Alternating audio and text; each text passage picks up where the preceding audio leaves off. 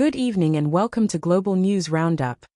In a major development, a senior Palestinian official has revealed that Hamas is willing to release all remaining hostages held in Gaza, but only if Israel agrees to a permanent ceasefire.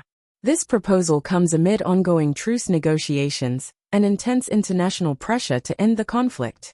The official, speaking to sources familiar with the talks, said Hamas is still open to a partial release of hostages under an extended temporary ceasefire, as long as there are guarantees that Israel will later enter negotiations for a long-term truce.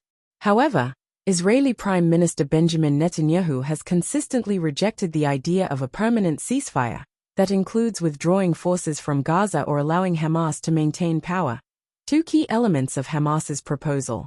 Under a previous deal from January, both sides agreed to a phased approach.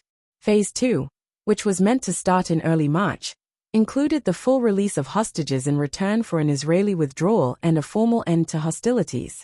While Netanyahu signed the original agreement, he has refused to move forward with the second phase. Instead, Israeli forces resumed intensive military operations across Gaza on March 18. Now, in what seems to be a shift, Hamas has submitted a new offer, one that mirrors an earlier US-backed proposal, to release 5 hostages in exchange for a truce extension. But Hamas insists this extension must be accompanied by a commitment to enter permanent ceasefire negotiations. Israel, however, countered with a proposal demanding the release of 11 hostages without making any promises about future ceasefire talks. Hamas has rejected this offer, leading to a standstill in negotiations.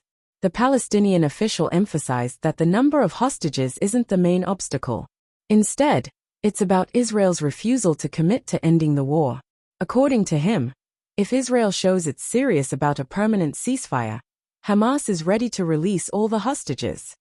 Interestingly, Hamas has signaled a willingness to hand over governing responsibilities in Gaza to a group of independent Palestinian technocrats, and it may agree to a long-term truce with security arrangements. However, the group remains firm on not disarming unless a Palestinian state is established, stating that it remains a resistance movement. The official also expressed frustration with the U.S. role in the talks, criticizing what he called erratic behavior. He pointed out that while Washington had initially allowed indirect talks between its envoy and Hamas, those talks were abruptly halted, reportedly due to Israeli objections. He concluded by saying that only U.S. President Donald Trump has the influence to bring an end to the war, but for now, he claims Washington is giving Israel the green light to continue military actions in Gaza. Stay tuned to Global News Roundup for the latest updates on this developing story. Don't forget to like, subscribe, and hit the notification bell to stay informed.